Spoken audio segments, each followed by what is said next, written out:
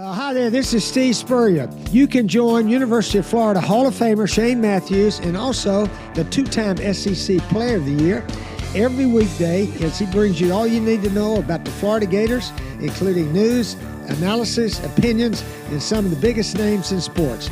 You can find him on Spotify, Apple Podcasts, Google Podcasts, or wherever you listen to your favorite podcasts. Or you can watch him live at 8 a.m. on Facebook, YouTube, or Twitter. Good morning. Y'all have made it to Friday, folks. Hallelujah. It's a live edition of PodUp with Matthews in the morning from the Crime Prevention Security System Studios. Large enough to serve you, small enough to care. Today's program will consist of JC, if we can get him on the show, if he wakes up. We're going to have Graham Hall give us an update on what's going on with Gator football. If you missed it, they got another pickup out of the portal. Big time safety from University of Washington, Asa Turner. So we'll get Graham's thoughts on him. He can give us a little update on that. If you missed it last night in women's basketball, Gators lose at Ole Miss, but a packed house at the Pistol Pete Maravich Assembly Center there in Baton Rouge. Packed house. South Carolina comes back, stays undefeated, comes back and beats their defending national champs LSU. I watched a little bit of that, man. It was pretty exciting in the first half. I went to bed, so I don't know where JC is. He will be fine if he ever shows up.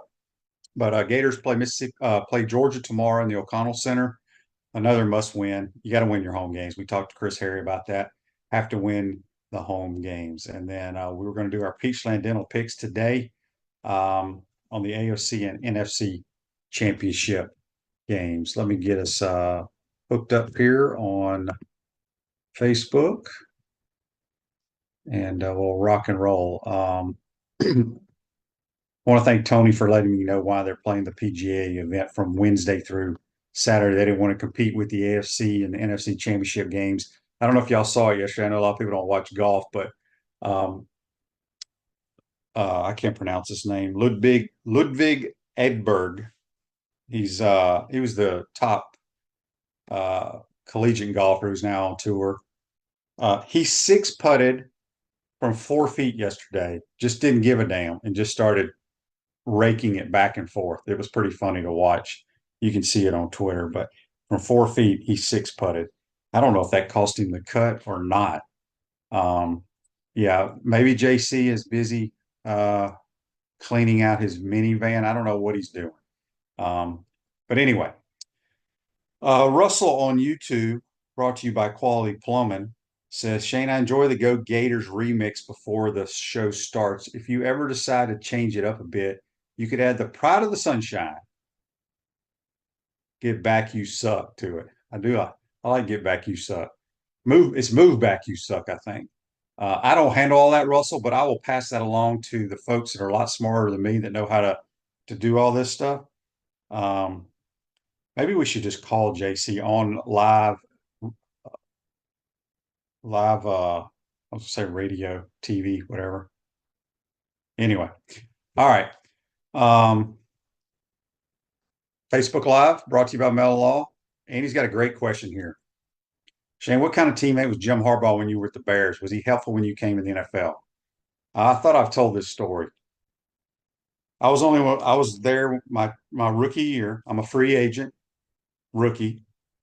The quarterback room was Jim Harbaugh, Peter Tom Willis, and myself. I'll never forget. We're sitting in dumpy Hallis Hall. It was terrible back in those days. In the quarterback meeting room, Ron Turner was our offensive coordinator, quarterback coach, and we're watching tape. And I don't remember who we were watching, but the way coaches watch tape is they rewind it. What's that coverage? And you spit out, 2-man or quarters or quarter halves or cover six, whatever your terminology is, you spit it out. Ron Turner kept going back. What's that coverage? And usually just the starter is the one that says anything. And he goes on and on and on. And Jim never says anything. He goes, Jim, what is that coverage? And Jim's like, cover 3. And he guessed right. So we take a break. And I remember asking Harbaugh, I was like, Harbaugh, did you not I said, Jim, do you not know that coverage? He goes, I don't look at the coverages. I don't know what the coverages are. I don't care what the coverages are. I'm going to drop back. I'm going to look at one guy. If he's not open, I'm going to take off running. And I was like, I'm thinking to myself, I'm a free agent rookie here. I knew every one of those coverages that we just went through, and this guy doesn't even know it. So the kind of coach that he's become has really surprised me. Now his dad was successful. Obviously, his brother's successful. Um, but at that point in time, I was like, this dude doesn't know what he's doing. So that's a true story. I'll never forget it. I was blown away because I wanted to blurt out what the coverages and what the front and everything was because I knew. But as a free agent rookie, I didn't want to say a word. So I was there. Um, Tony says Harbaugh is almost every college QB today. Yeah, that's a good point. Yeah. So JC just texts us. We got to give him a lot of crap. He says he's coming. Who knows what he was up to? Tony says one read and run. That's exactly what he was. He wanted to be like the guy that runs down on kickoffs with the kickoff team as the quarterback. I'm like, this is stupid, dude. You're the quarterback. But anyway, that's my Jim Harbaugh story, and it's the truth. And what's funny is Kerwin, who's very close to me and a sharp when it comes to X's and O's, was with him 1 year in Indianapolis, and Kerwin said it was the same way. So I don't know. Maybe he got better. Maybe he hires good coaches around him. I don't know, but he will be the new football coach of the San Diego or the LA Chargers. He's going to have a hell of a quarterback in Justin Herbert. He is really, really good. So um, that's enough of the Jim Harbaugh talk, I guess. All right, I want to get to this day in sports real quick while we wait for JC, who is coming. This day in sports brought to you by Campus USA Credit Union. Put some star power to work in your financial life with Campus USA Credit Union. So this day, back in 1986, the Super Bowl at the Louisiana Superdome, the Chicago Bears under Mike Ditka, the Bears, beat the Patriots 46-10. Richard Dent, who was a teammate of mine that year we're referring to, my rookie year, was the MVP. And that was the Super Bowl shuffle year. And boy, do they still live off that in the Chicago area. The 85 Bears. 85 Bears. Joseph said, must have been a long line at the public scales. Yeah, we don't know what JC's playing weight is right now. He hasn't let us know. Daryl on YouTube, brought to you by Quality Plumbing. Shane, isn't it amazing how much the home court advantage in college basketball, especially in this, it truly is. You know, we talked about it with Mark Wise yesterday, and I get it, your sight lines and all that stuff when it comes to shooting, but I don't know how crowd noise has anything to do with playing basketball. Anything. Because you don't have a snap count. You don't have to worry about your left tackle jumping off sides. I guess this guys get nervous or something. I don't know. And he wants to know, I met McMahon a couple of times, played some golf tournaments with him. He's a nut, absolute nut. Dan says the average price for a room in Vegas on the Vegas Strip is $850 a night for the Super Bowl. Yeah, that place is going to be nuts hosting it this year. Gator Nation's got to be excited for the safety we picked up from Washington. As I said, we'll talk more with Graham Hall in the second portion of today's show about Asa Turner. He's a good player. I wonder why he didn't want to go to Alabama, follow his coach. Maybe we gave him more money. Hopefully so. Gene wants to know, how many strokes are you giving JC at Boston now? JC refuses to come to Boston. He refuses to play a real golf course. It's too much for him, Gino. You should know that by now. You should know that. He wants to stay over at that silly golf course they got. Let's see here.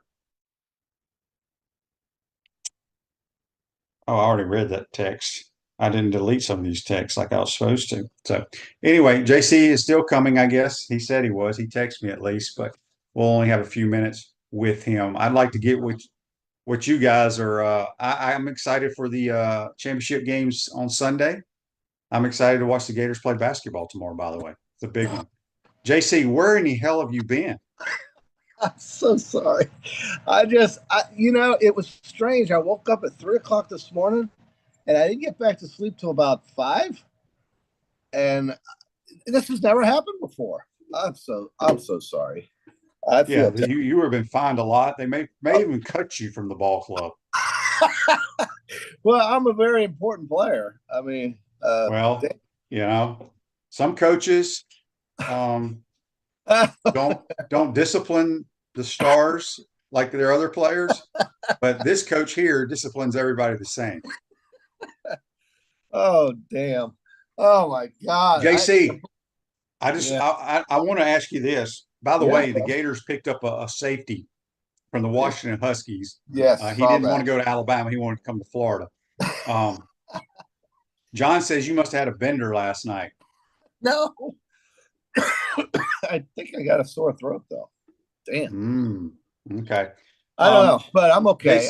JC, did you see Ludwig Edberg, however you pronounce his name, 6-putt from 4 feet yesterday? Yes, I did. It was very, very similar to something I've done at the University of Florida once before. I did it on number 4. Yeah, but you were trying. He was not trying. Oh, he just said that. Yeah. He was raking it. He was raking it back and forth, and it's just like didn't you give a want damn. he just wanted to leave the damn golf course. I saw that. I did, but I've done that, QB. I've done that. I think I did it. It was a 5-putt. I don't think it was a 6-putt, but it was on number 4, and we're talking like this, and man, those fast greens they get you. But you don't see a pro doing that, QB. That was crazy. I tell you, this tournament in Torrey Pines is when I start really watching golf, because I'm familiar with Torrey. I love the tournament at Riviera, and then I think don't they play at Pebble Beach before they come back? Then they go to Waste Management. Everybody They play at Pebble next week. Yeah, and everybody and then they play at Riviera in LA, and everybody watches the Waste Management because of the 16th hole and all the mayhem out there. 250,000 people watching golf. And, I've said this. If I've said it once, I'll say it again. I don't mind saying it again.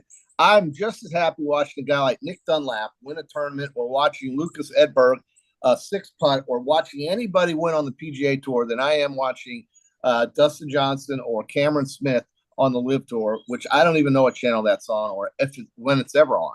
It's almost like they take the money and they kind of go poof. And then you see them during the major tournaments. And when you see them during the major tournaments, that's the only time you see them on TV.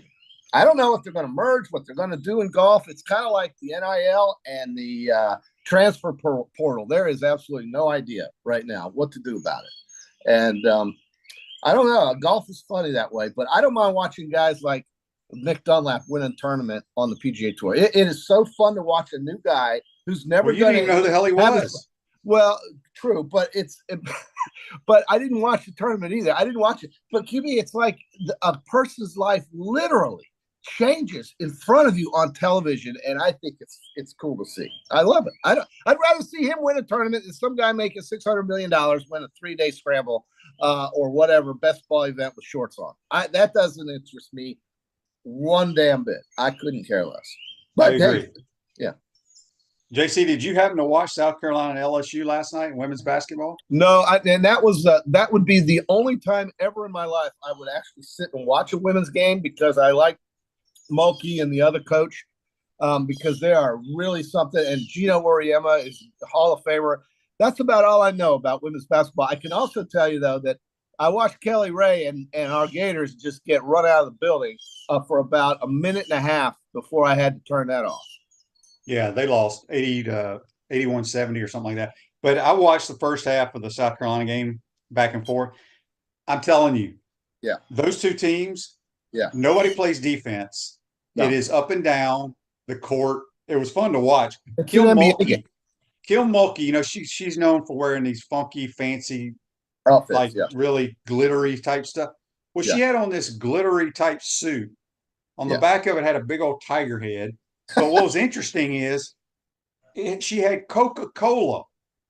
Oh, I don't know. She must have an NIL deal. Because, it was this sequin suit that had Coca-Cola going down the side of it. I thought it was kind of interesting. Very interesting. Well, it's going to be like auto racing. Before you know it, everybody's going to have stuff on their jerseys just like golfers do on their shirts and hats.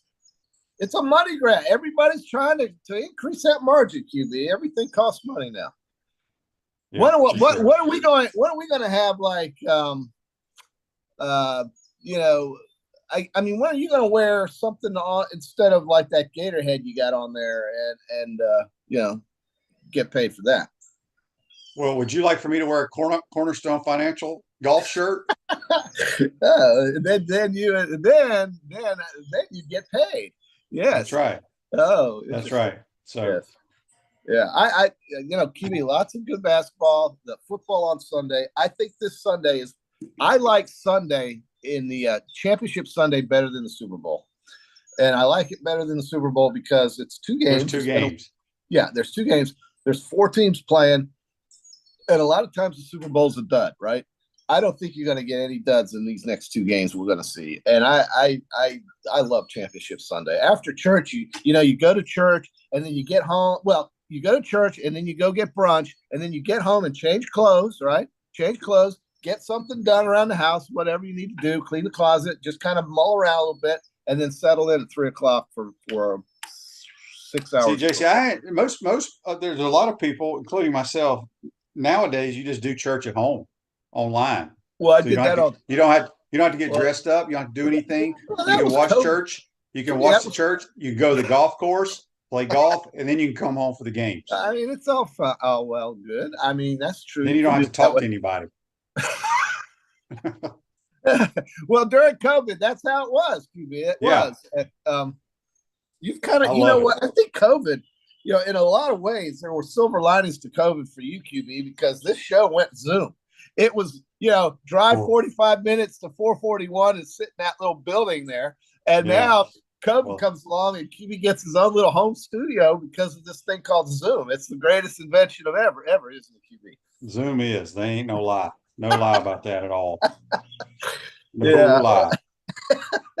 Well, it's going to be, it's here to stay. There's no question about it. But Patrick has a question for you on YouTube, brought to you by Quality Plumbing. JC, do you still have the Mitsubishi Eclipse that you thought you were? I did have that in a bag of chips. Oh my God, that was 30-something years. I had a black Mitsubishi Eclipse. It had a cockpit style steering wheel area where the driver sits, and it had one of those automatic seat belts that goes like this when the door closes and straps you in. And one time I had a fit of road rage right there on Newberry Road and Tower Road where the intersection is because the guy cut me off taking a left-hand turn. And I pulled over. We jumped out of the car, and the seatbelt thing hooked my neck before I could jump out of the car. You were going to fight this guy? Life.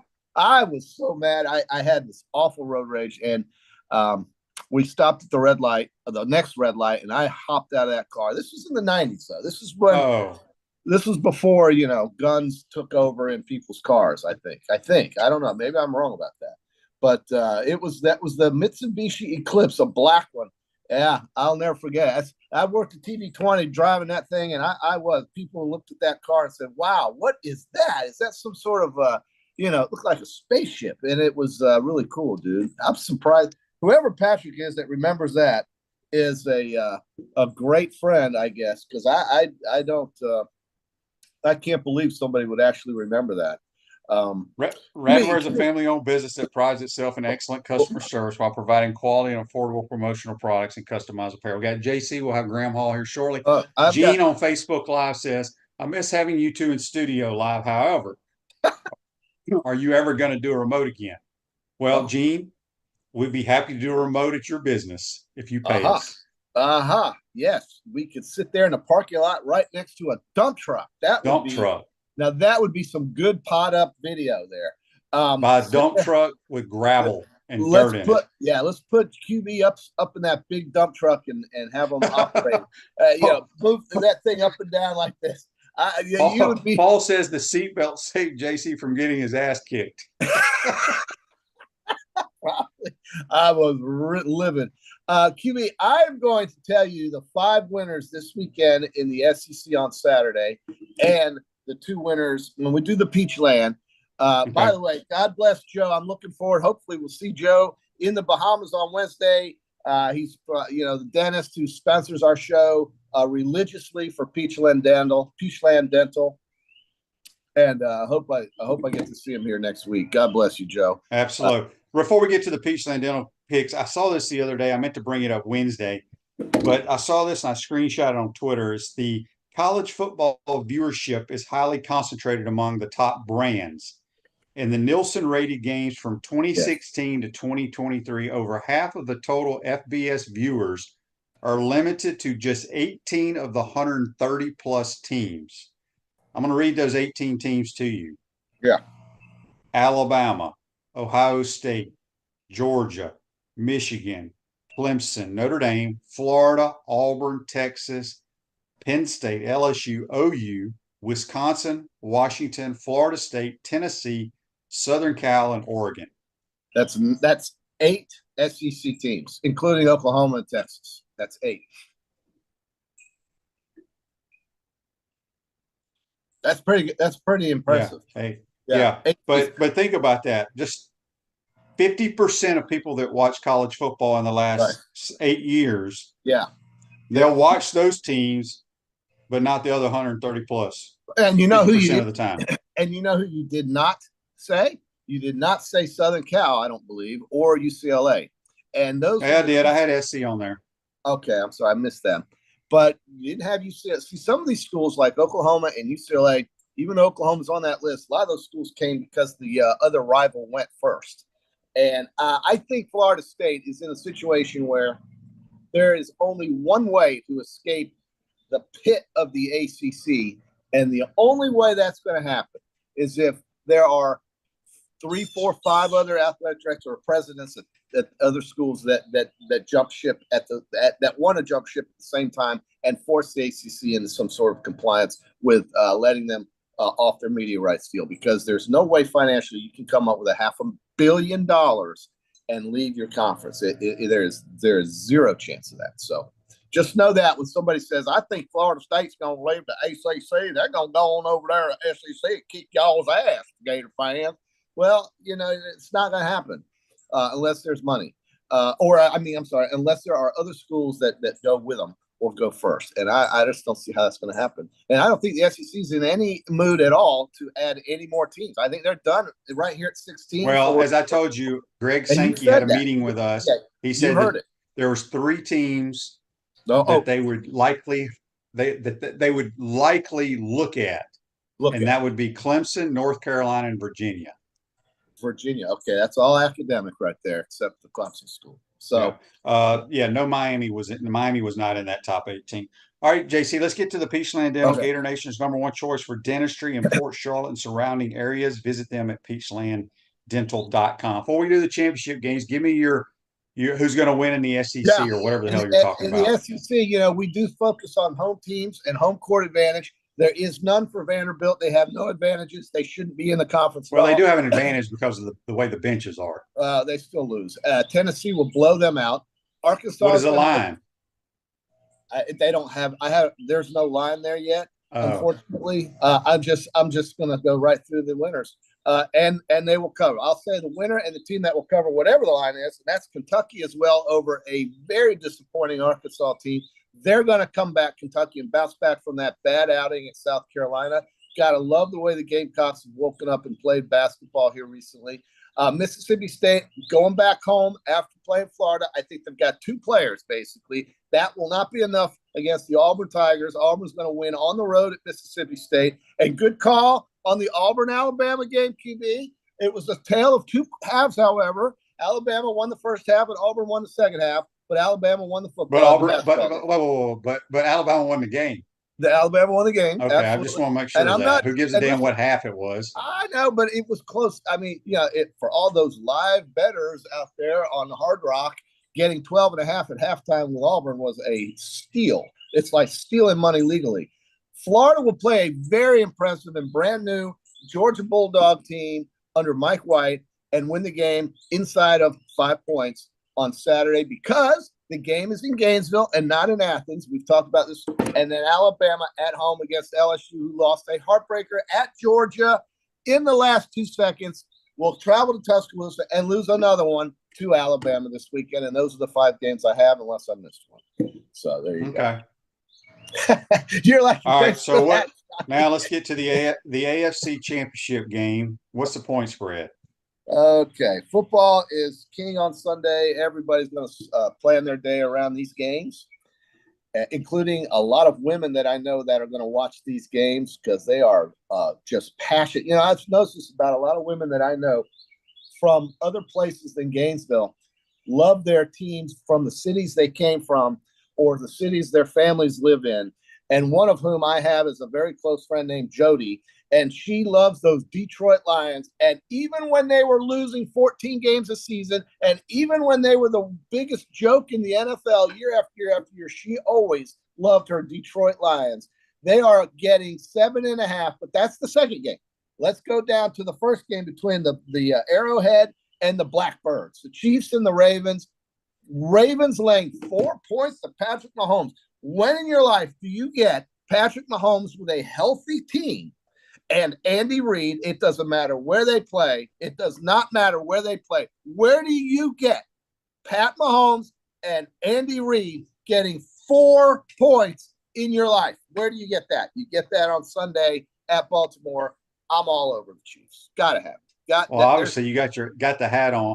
Well, I don't have a Ravens hat. Like I said, I think Pat Mahomes is going to go to more. I think he has a chance to go to more Super Bowls than Brady.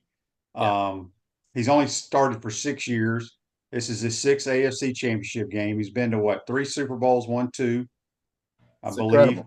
Unbelievable. I like Lamar too. I'm hoping Lamar gets an opportunity, but I'm going to lean on the play calling of Andy Reid. Yeah, and you know, it's a Harbaugh kind of year, right? I mean, his brother wins the national championship. He then gets an unbelievable job with the Chargers. We called that. I think I said Raiders, but it's the same damn thing. Think about that division real quick. Sean Payton, Andy Reid, and Jim Harbaugh.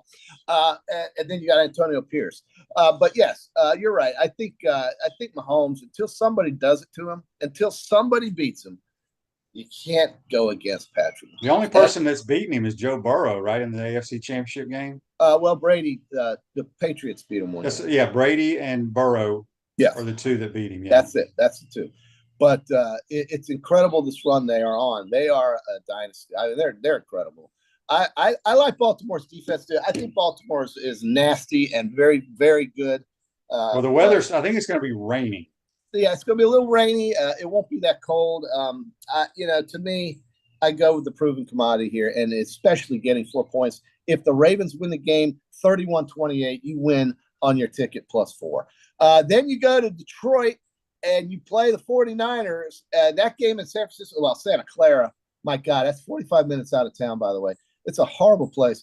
But anyway, that's where the Niners play. They're laying 7.5 to your pick to win the NFC, QB. Everybody's very impressed with you. Everybody who you tell everybody on this show that you tell everybody, I took the Lions and the Bengals. And they all go, really? Did you really? And it's pretty impressive, QB. I'm very, everybody in America is impressed that you got and picked those Detroit Lions to go Super Bowl. They got to beat the Niners, bro. Yeah, they got to be San Fran. It's about Debo Samuel for me. That's what's about. The thing that scares me though, I can't remember the Lions defensively. I should know this. They either struggle against the run or they're really bad against the pass. I can't remember which one it is. I'm a big Kyle Shanahan guy. I think he's as creative as anybody. I'm still going to go ahead and pick my Lions, but I think San Fran's going to win the game. Okay, well, that's fair. I mean, +7.5 is a huge amount of points in a game like this. And for all of you exotic bettors that want to tease up the Lions and get 13.5 and the Chiefs 10.5, please do. But, yeah, I think San Francisco, even without Debo at home, is going to be tough. Now, listen, you can get to Brock Purdy. You can get to him. And the Packers damn sure did. And so I expect the same kind of game that they played against Green Bay. I expect a physical, just leave your body out there on the field kind of game, QB. And I'm taking the points with you. I think 7.5 is too much. So I'm going with Detroit, and I'm taking Kansas City, the 2 road dogs. Well, I got the same picks you got. So that means we're probably going to lose. No, it just means that we see it the same way. And, yeah, it could be bad. But I think these are close games, QB. I think they're really close. If you had Mount Rushmore right now in the NFL for quarterbacks, give me your I don't know. Give me your four, real quick. Well, we got to do this quick. Obviously, I got Mahomes, Allen, Burrow, Lamar. Well, we need to do this another day. I got to think about it. Okay. Well, I was gonna add in Jim Harbaugh going to the Chargers. Justin Herbert's career. I love Herbert. It's been saved though. He's a great talent. He's just not. I mean, he's a great player. He's a great talent. I don't think he's yet a great player. He's a great talent, and he can become a great player. I think now with a guy like Jim Harbaugh, who, as you know, QB, he is a quarterback savant coach. He brought Colin Kaepernick to the Super Bowl. It's that kind of guy. It was the best thing that happened this week for Charger fans who are long-suffering and displaced in Los Angeles. And here comes Jim Harbaugh to save the day. Save their life, really. All right. Well, we're going to take a timeout, JC. Have a great weekend. We'll see you on Wednesday. On Monday. On Monday. Okay. Remember, the show starts at 8 a.m., JC. Oh, my God. It's the first time I missed it late. I mean, come on. Maybe the second. All right. That's JC on the Titan MR hotline. Take a quick timeout. We'll have Graham Hall talking Gator sports. You're watching and listening. PodUp Matthews in the morning. We want to take this moment to thank our sponsors who keep the show going and pay the bills. Our premium sponsors are Crime Prevention Security Systems, large enough to serve you, small enough to care. Titan MRI, Gainesville's only locally owned and operated MRI facility. Meldon Law, the only official injury and accident law attorneys of the Florida Gators. Peachland Dental, Gator Nation's first choice for dentistry in Port Charlotte. QC Kinetics, live pain-free with QC Kinetics. Campus USA, put some star power to work in your financial life with Campus USA Credit Union. Dave & Buster's, eat, drink, play, watch. Duffield Home Improvements for your window, siding, and roofing needs. Radware, your local provider of promotional products, uniforms, and apparel. Our gridiron sponsors are Auto ER, UF Bookstores, Silverback Concrete, Ruse Ogre State Farm Insurance, Radware, F45, Quality Plumbing. Our touchdown sponsors are Adams Ribs, Gator Dominoes, Celebrate Primary Care, Gator Bait Media, Okido America, Style Cuts, Ironwood Golf Course, Big Mills Cheesesteak, McDonald's of Gainesville, 84 Lumber, Dowling Signs, Baker's Sporting Goods, Silver Q Billiards and Sports Bar. If you're interested in promoting your business on the show, call Freddie at 352-284-3733. If you like what we're doing here, make sure to follow us and support the businesses that support us. Hi there, this is Coach Steve Spurrier, and I want to let you know that by popular demand, Spurrier's Gridiron Grill's delicious brunch is now served in a premium buffet. You have spoken, we have listened, and we're now serving Gainesville's only elevated buffet, complete with an omelet station, ginger sage chicken sausage, shredded short rib, and of course our chicken and waffles. Plus, you can enjoy bottomless mimosas and Bloody Marys. So join us every Saturday and Sunday from 11 to 3 for the best brunch in town.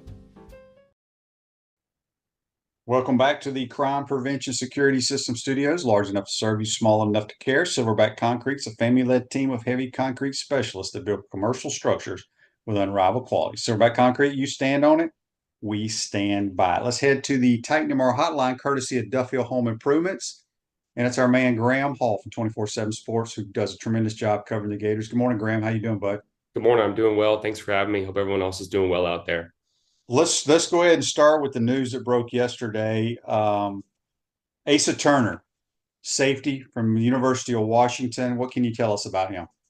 Yeah, I mean, it was a guy that entered last season thinking that he was just about done with his college career. And then he suffered an off-season injury. He ends up breaking his left hand, needs surgery on his left hand. Then I think he breaks his right hand in the second game of the season on the very first snap of the game.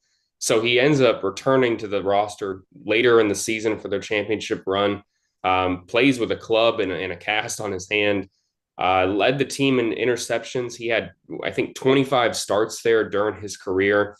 And just the way that last year went, the disappointment of the injury, obviously with Washington, how close they came to success, getting to that very final game there.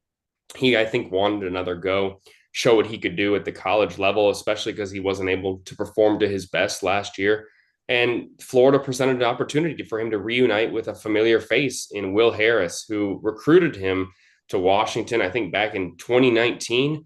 Seems like forever ago, but that's the post-COVID era that we're still dealing with a lot of these guys still having eligibility. That relationship with Will Harris was the sole reason that he took a quote unquote business trip to Gainesville last weekend. He was the only official visitor for the Gators last weekend who still had eligibility remaining in this class. And that relationship with Will Harris, the opportunity to come in and compete in a young safety room where obviously they're high on Jordan Castell, but just like last season, they were looking to add some veteran experience to that room. Turner's a guy with, I think, high upside still. You saw what he could do at Washington. He's got poise, and he's eager to, I think, improve upon last year. So you get a veteran guy who knows what it takes to make a championship run, has performed at a high level in the past. Like I said, he had 6 interceptions during his time at Washington. I mean, that's the most of anyone on their roster last season. So this is I think, a quality added in honestly the final hour of the transfer portal window. You talked about his injuries. He'll be enrolled in school. He'll participate in spring. Do you think, I mean, is he all healed up? Is he going to have any surgeries? Do you think he is a go during spring ball? I think he's going to be 100% for spring camp or very close to it right now. I mean, he doesn't have any casts on. He's really just, it's about building strength back in that hand, from what I understand. Florida, I don't think they really would have, they would have been, I think, a little bit more hesitant if the guy couldn't compete in spring camp, just coming over here. But certainly he's not the only one that Florida added who was dealing with an injury. Joey Slackman had a torn biceps. He's expected to be healthy at some point in the start of spring camp, whether it's the very first day or in the first couple of weeks here. I think that Turner's right around, if he had to give you a number, he'd probably say 95%, has a little bit left to regain in one of those hands. And I think he's going to be 100% by March 7th when they start spring camp. I was going to get to this, but Dan beat me to it here on Facebook Live, brought to you by Mental Law. Michigan, now that they have the 30-day window or whatever it is, you think the Gators have any opportunity? Or we haven't really heard a lot of Michigan guys going in the portal yet, I don't think. But do you think that's a possibility? It's certainly a possibility, without a doubt. I think that they may wait to see if they promote Coach Moore to being the head coach, just how well how well liked he is up there in Ann Arbor. But I also think that, this is part of, it gives credence to why head coaches are always saying we may need to change the transfer portal windows and the rules, because you can have a guy like Jim Harbaugh who enters, into an agreement with another team this late near the final, towards the end of January, when it's already tough to get kids enrolled in classes, and then he leaves and they're kind of stuck, right? If they want to be enrolled for spring, they don't really have too many other options. Even though they get that 30-day window to enter the portal, it's going to be hard for any of those guys to get enrolled at another school in time for spring practice and be able to compete, unless there may be a grad transfer or don't need to worry about taking an abundance of classes during the semester. They can still get administrator approval if they do transfer to another program that would allow them to get enrolled after the drop add deadline. So it's certainly possible, but I think their options are very limited based on what's out there. I don't know if they find a better landing spot than, a team that just won the national championship. And although they have to promote another head coach, I do think that there's a lot of that are going to realize that if they want to go somewhere else, their best opportunity is to do it after spring camp during that 3-week or 4-week window where they can enter the portal and players are getting picked up by teams who are going to add to their roster after fall. And I think that's certainly something that the Gators are going to do once again. You look at the scholarship chart right now, adding Turner in, I think now they're right at 85. There were a few other names that we confirmed that aren't going to be on the roster. And so it's going to be tough for Florida to add any scholarship guys for spring camp. But after spring camp, just like last year, you're going to see some attrition. You're going to see some guys graduate, who are graduating in spring that are no longer going to count towards the roster in fall.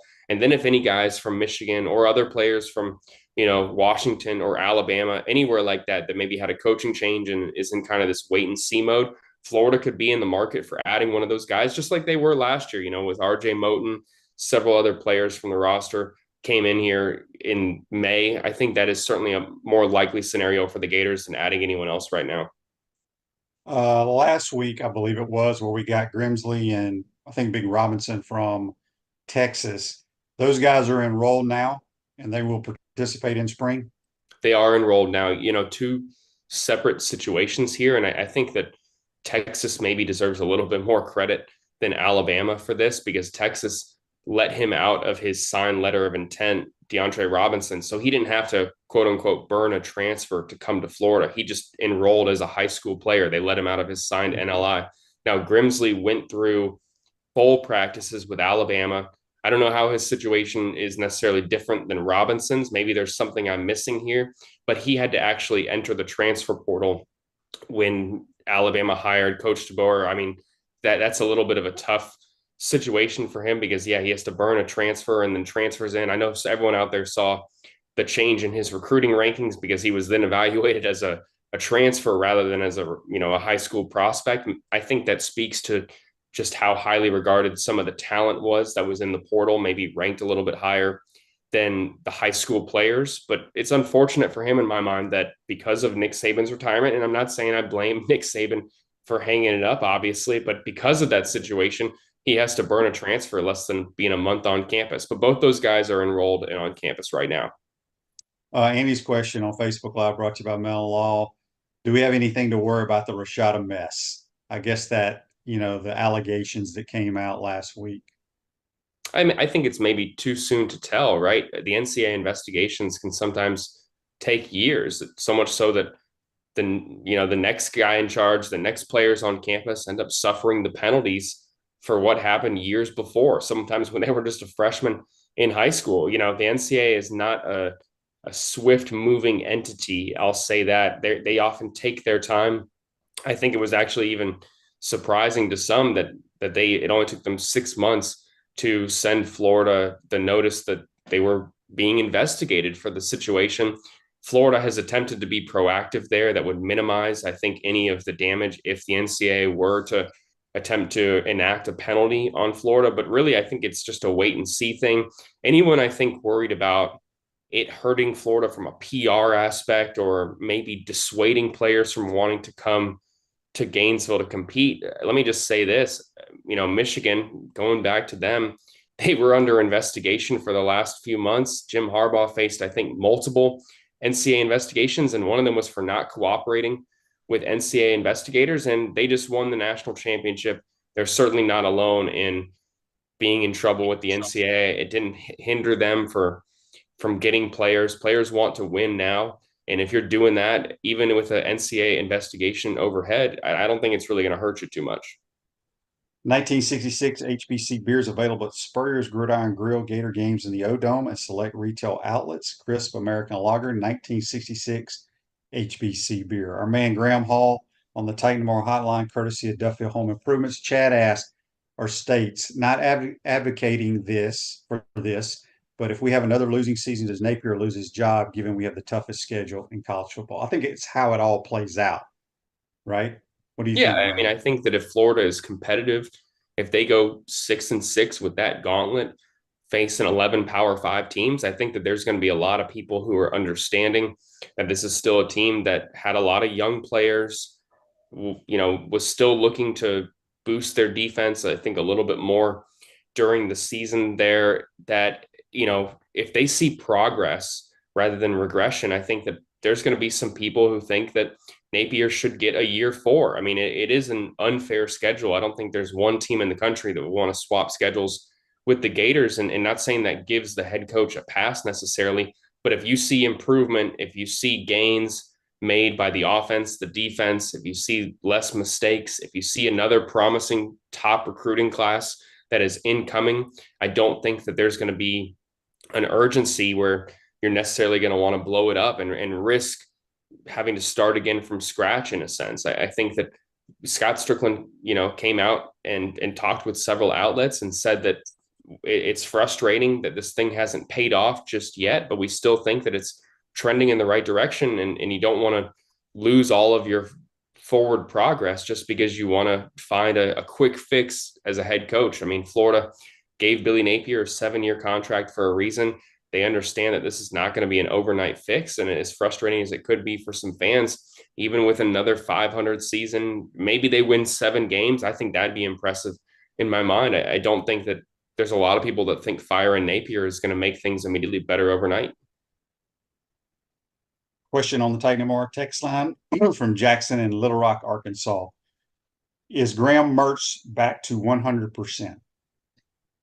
That's a good question. I think that he probably is close. He was given a 6 to 8 week window. Some of those things can obviously be a little bit tough. You can't really gauge. I think the huge thing for him was that he didn't need surgery because it wasn't displaced. I think that they initially thought that it would take him about 2 months to get back on the field and throwing. And, he's out of that sling now, which is huge for him. But when he suffered the injury middle of November, you add 8 weeks to that, you're talking the middle of January. I think he'd be right around getting back to fully healthy. But I think the key is by spring camp, he is going to be 100%. But I mean, he's working out. He's going through winter workouts. I would be surprised if there's anything that's hindering him right now from an injury perspective. Yeah, I thought I saw a picture of him on Twitter power cleaning. Yeah, which, he's fine. I can't remember. Was it his left shoulder or his right shoulder? It was his left shoulder. Okay, so Yeah. he's good. He's good. Yeah. This is not about the Gators, but Ole Miss has signed 1 million people in the transfer portal, and they just got 2 linemen from Washington, I believe, last couple of days. Graham, I know you don't cover Ole Miss, but it seems like they signed so many guys that some of these guys aren't going to play.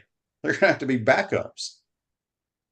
It's certainly possible. I think that in this league, I think that Jordan Travis at FSU epitomized it, that you're going to get knocked for injuries. If you're a championship contender, you need to have depth, not just at the quarterback position, but at a variety of positions. But I agree with you. I think that Lane Kiffin sees an opportunity, especially with Nick Saban exiting, just who they've added to the roster. He's kind of going for it. He's kind of swinging for the fences in my mind. And that's, you're seeing them land an abundance of players. I'm sure that their NIL has been very, very active and prolific over the last couple of weeks, if not months.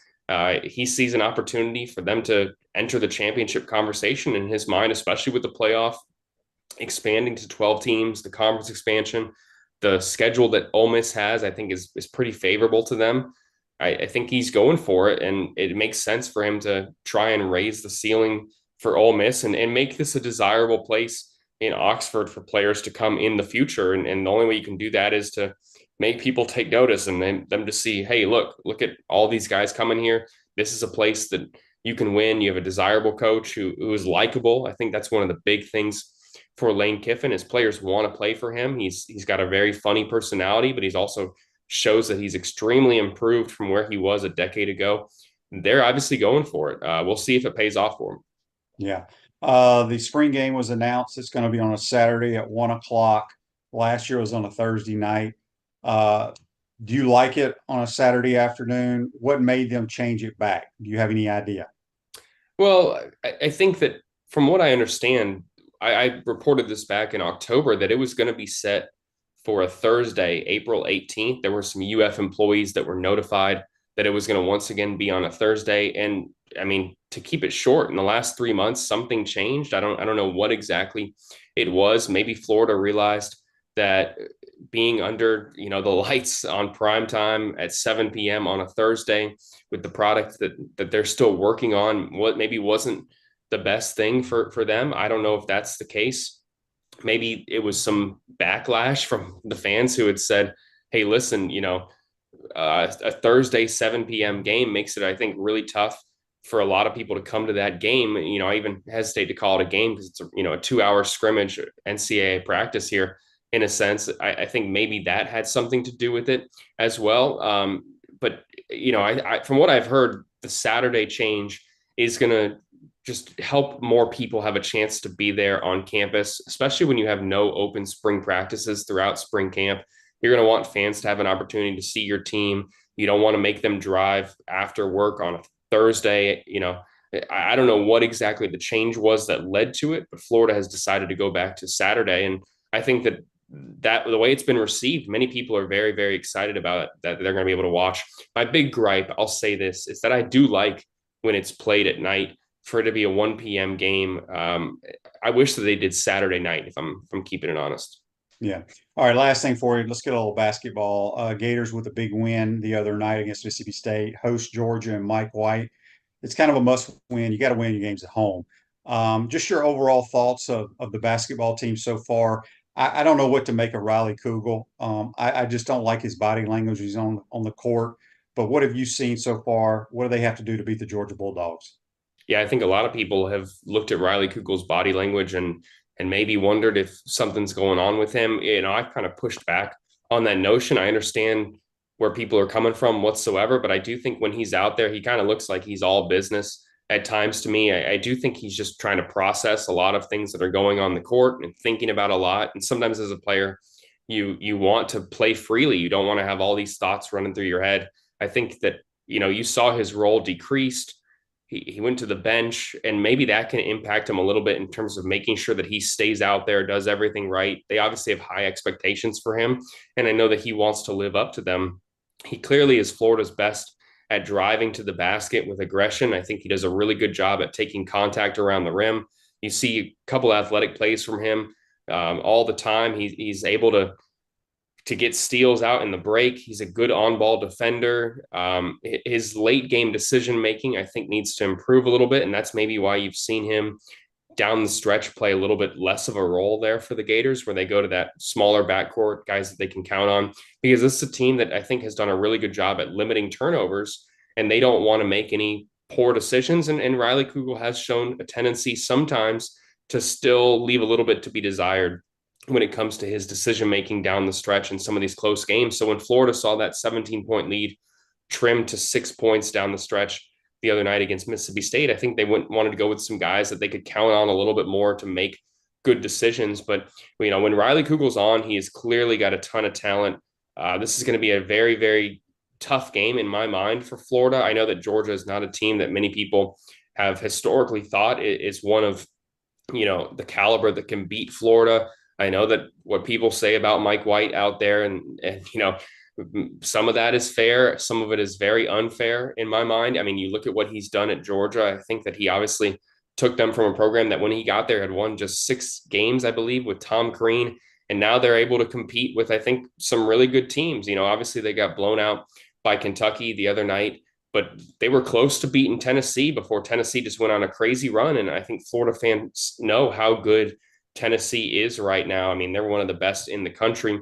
I think it's going to be a close game that's going to come down to a couple of possessions here. It's going to be a big one on Saturday. Yes, it is for sure. I'll let everybody know how they can read your work, follow you on Twitter. Y'all got any specials going on right now? We're going to have a special forced signing day that's going to be probably our best of the year. It's only going to run for 24 hours. I believe it's going to be on February 5th, but I'll post some more info pretty soon here. That's going to be 75% off an annual subscription, just going to run for 1 day ahead of signing day. So take advantage of that over at Swamp 247. And you can follow me on Twitter or X, whatever you want to call it. I'm not going to stop you, at Graham Hall. And obviously I'm looking forward to being back pretty soon. There's going to be a lot to talk about. We get to talk about baseball pretty soon here. I know it's going to be an exciting time for a lot of people. Absolutely. Graham, appreciate it, buddy. Enjoy the football this weekend, and we'll talk to you soon. Always my pleasure. Y'all take care out there. That's Graham Hall. Join us on the Titan No More Hotline, courtesy of Duffield Home Improvements. Ruse Ogre State Farm Office is a team of dedicated insurance professionals ready to help life go right with the right insurance options for you and your family. Visit ogreinsurance.com. Give them a call at 352-240-1779. Hope everybody enjoys the championship games this weekend, and so hopefully Gators take care of the Dogs tomorrow in the O'Connell Center. Have a great weekend, folks. We'll see you on Monday. Take care.